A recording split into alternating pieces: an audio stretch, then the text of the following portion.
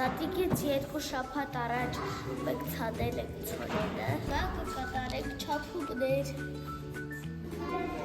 Այս ֆրենկը իմաստավա։ 17-ը։ Հիմա հասը։ Համ։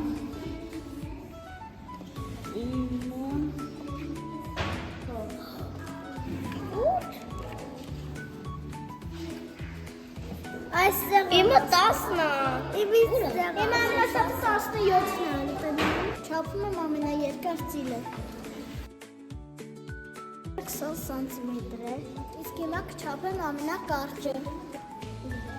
1.5 սանտիմետր։ Տարբերությունը 18 սանտիմ ստացվեց։